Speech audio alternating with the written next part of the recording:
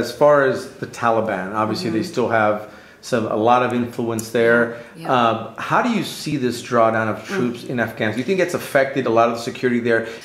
You know, it's interesting. I think that, you know, it's been implemented and it's been ongoing. So I think that the Afghan people have become aware of it, and they're living their daily lives as they are, knowing that the drawdown is in the process. So the good news is that they're not stopping their efforts to be independent, to educate their children, their wives, their daughters. They're not letting their lives be affected by it, but there still is that underlying question of what will happen.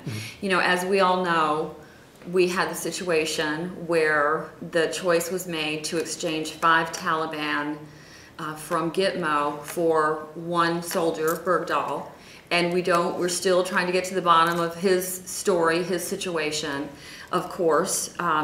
But interestingly enough, one of the things that I did is I reached out to one of the women parliamentarians. I had her email address, and I emailed her and I asked her, what does this mean for the Afghan people? What are your thoughts on this? And she responded back very candidly that this puts fear in their minds, that these 5 Taliban are responsible for thousands being murdered in a couple of different provinces. And that this brings the question, do the American people truly stand for human rights? She said, I can't believe that President Obama would make this choice.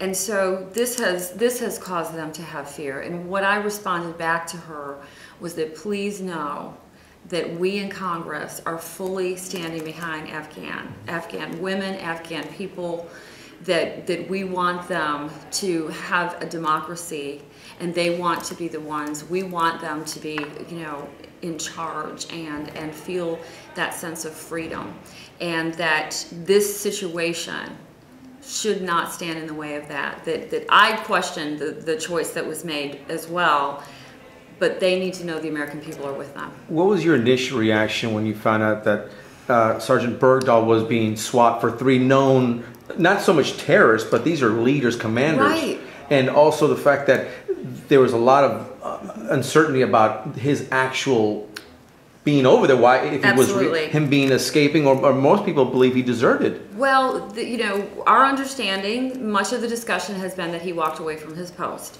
And of course, you know, we still need to get to the bottom of all of that. But I think the question that hit me the most about this situation was not one member of Congress was informed that this was taking place. We found out about it after the fact. And of course, we have, you know, there is law in place now that says that there has to be a 30-day period. They chose to do this by saying that they felt his life was being threatened. Well, by virtue of the fact that he was being held by the, you know, I think says that every day his life was in jeopardy. So that hadn't changed. He is an American, but at the same time, the fact that we were completely bypassed, and yet those who came and briefed us on this issue fully acknowledged that there were 80 or 90 members of the White House, staff at the White House, that were aware of the situation. But not one member of Congress, not one representative from the House, not one senator, not one member of Intel.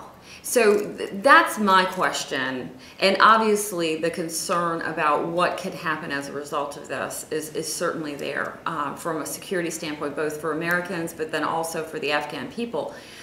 But why were we bypassed? That's the question. Do you think that move by President Obama, releasing those 5 commanders, Taliban commanders, do you think it weakened even more so the U.S. position around the world, and it's threatening U.S. lives around the world? I absolutely do, because, you know, our president continuously shows that he does not have leadership when it comes to foreign affairs. He does not have leadership when it comes to national security. That's really his #1 job. And this situation, as you know, I point out with my friend from the Afghan parliament, she herself is saying we question what America is doing in a situation like this. So you can see that across the world, our allies don't know if we're with them, our enemies don't fear us. I think that was a very, very strong statement that we made, that we would release these individuals. I do not support that decision at all.